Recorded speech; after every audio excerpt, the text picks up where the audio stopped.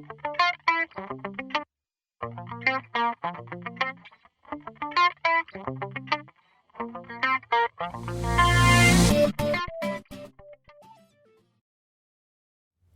there, my name is Anthony Turner from the Small Business Institute, and today my guest for interviewing is the lovely Jane Del Rosso from My Other Kitchen.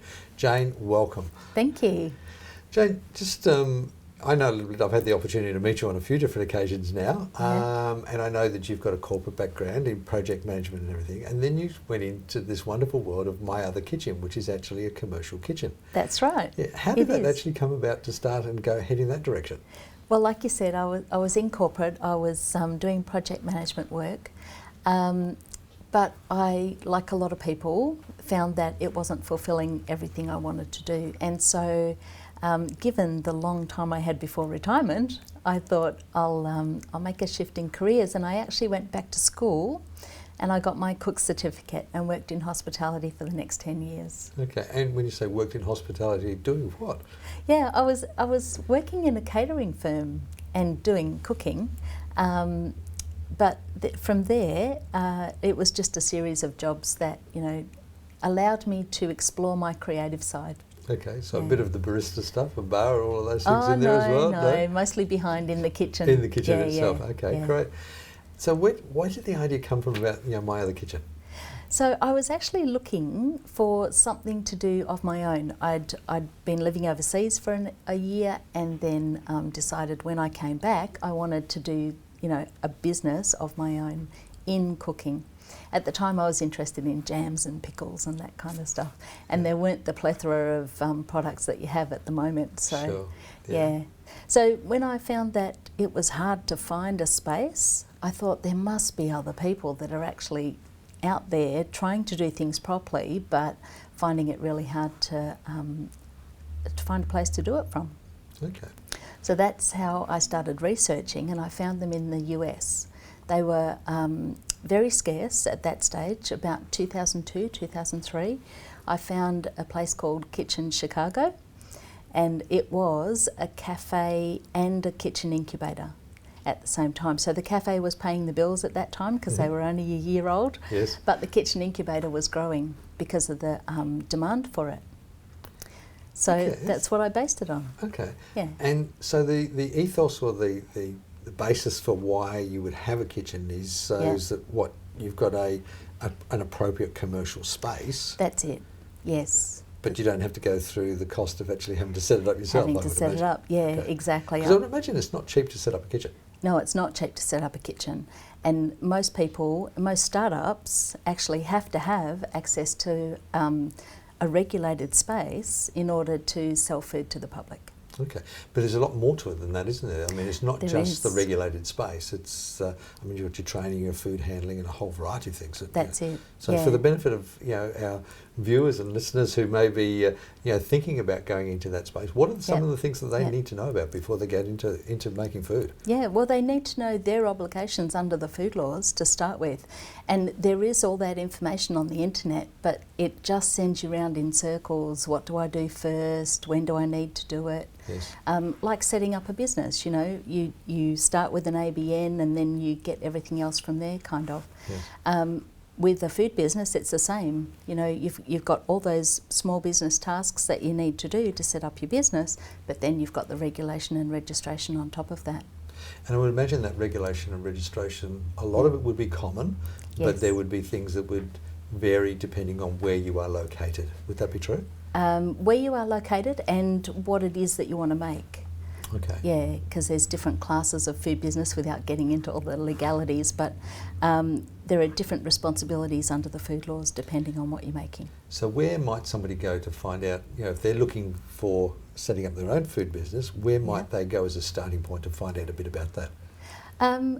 Well, typically you had to be in the industry and you know someone who has a kitchen. Yes. But if you're not in the industry and you've got an idea for a food business, and that might be because you've got a passion for a product, or it might be because you've seen the food industry as a growing sector and you want to get involved in it from that perspective. Yes. Yeah. And is there something like, a health department or something like that online where people could go specifically? Or? Sure. There's actually the Food Standards ANZ website, Okay. where you can go for the overall food standards. Yes. But each council will have information available to anyone who wants to start a food business. Okay, so your local government website is probably a good place to start. Yes, it is. Okay. Yes, even Business Victoria have a list of licences and permits Yes. that you need to comply with. So Jane, just get an idea for the people who may have no idea what an incubator is about. What actually is a food incubator or a food kitchen, and how do people get involved with something like that? Well, actually, we have a lot of people coming from different backgrounds, as I did, from corporate careers, and you're right, they have no idea of what to expect. So I talked to them in the beginning about having a viable business and building a product out of food. They often come with a recipe that they want to make into a product line. Yes. From there, we take them into the kitchen and we talk them through building their food product. Yes. From packaging, labelling, because they're all subject to different laws. And then we talk to them about the production side of it and how they can make the most of their time in the kitchen. Yes. And how that goes towards their pricing. Okay. Yep. So from there, it is then about finding your target market. Yes. And understanding your model, whether it's retail or wholesale, whether you want to make in bulk or whether you want to, just service farmers markets. Okay. Yes. So all sorts of people come through. Yes. And there is a process that we run them through. Okay. And that process is sort of your interview process to see whether they've got something that's viable? That's right. Okay. And then exploring their product in the kitchen and seeing if, they're able to make that volume. Okay. Yeah. So if somebody was coming to you, they'd probably need to have a bit of an idea, not just about the products. I mean, Yes. I think one of the dangers in small businesses, and you probably see it in the food industry as well, people have got this wonderful idea, or they've got Granny's recipe, Exactly. and they think everybody else is going to love it as much as they do. Yep. And sometimes it's just not commercially viable, is it? No, exactly. Sometimes it's not. Yeah, and so things like, do you get involved with things like the actual planning the business and budgeting and working it all out and everything else? Definitely, yeah. Yep. Obviously, we're not financial advisors, but we do know the costs that are associated with bringing a new food product to market. Okay, and it can be exorbitant depending on what your ingredients are, because some ingredients are cheap and some are not. And, and if you are willing to change your recipe or not in order to make it viable. Yes. Because some people come with a very fixed idea of what they want to make. Yes, okay. Yeah. So assuming that I've got past this interview stage, Yes. and then I come to work into the incubator itself, Yes. I'm assuming that we've got a kitchen with stoves and pots and pans and ovens and all those things. So is all the equipment provided and everything else that is part of it? The equipment's all provided. The large Yes. equipment's all fixed. Yes. But the small equipment's there as well. I mean, we do have specialised food producers that have different requirements to everybody else. So they bring in their own equipment. Yes. And if we have regulars, I mean, most of my clients are regulars, Yes. they have some space in the kitchen to store their either their equipment or their ingredients, depending on what they need the next time. Fabulous. Yeah. Now, my understanding though is, I've seen kitchens, and oftentimes you're sort of thrown in there. It's a space you come in, you make your mess, you do your cooking, and you clean up after yourself. That's it. Hopefully. Yes. And then you leave. Yes. Now, my understanding of the commercial kitchens like yours, it's a rent by the day or a block of time type process, isn't it? So, exactly. as a new food business, I don't necessarily have to set up the whole kitchen myself, as we said earlier. That's right. But I can actually just sort of make use of the premises as I need them. Yes, exactly. But you do a bit more than that. Yeah. When you're working with your clients, don't you? Yeah, we do a bit more than that. Just yesterday I spent at the Mordialloc Food, Wine and Music Festival, and we ran the cooking stage. Okay. And I filled it with some of my clients because they're out there trying to promote their product just as I'm out there trying to promote my services. Yes. So it's a great synergy. We're actually building a bit of a community in food, Fabulous. which is great, and we all feed off each other. Yeah. There's always someone 2 steps ahead from another's perspective. Yes. and they can tell you the benefit of their experience. It's not just marketing though. In the day-to-day of actually being there, Yeah. you're very hands-on, my understanding is, in terms of helping the clients develop their food business. Oh, absolutely, yes. Yeah. So the connections that are made in the kitchen are pretty valuable. Yes. At the moment, last week we had a caterer in there, and there Yes. was also a lady making dips. Yeah. Now that caterer actually stocks those dips. Okay. So I think that's what you're getting at, Anthony, is the but also synergy, your own personal involvement in terms of helping those businesses become better business people. Yeah, exactly. Yeah. But that's part of the product development that I spoke of before. Yes. Just watching the process and giving the benefit of my experience can shave some time off the kitchen. And Yes. as we all know, time is money. Yes. If they can, up their production in the same period of time, or I can help them with extra staff or things Yes. like that, then, everything's on the table as far as I'm concerned. Sure. Yeah. Do you get involved with the clients if they're not too sure about where to source ingredients, how to help them with those things as well? Or do you have suppliers that Yeah. they can Yeah. just order in from? Yeah, we have some suppliers. We have about 4 or 5 different people that use nuts as an example. Yes. And so we've got 2 suppliers that deliver into the kitchen, Mm-hmm. and they deliver once a week. So I can, guide them about the pricing of the ingredients Yes. and the structure around the delivery, all that kind of stuff. Fabulous. Yeah. Okay. Yeah. So, Joan, if you're thinking about the food businesses, Yes.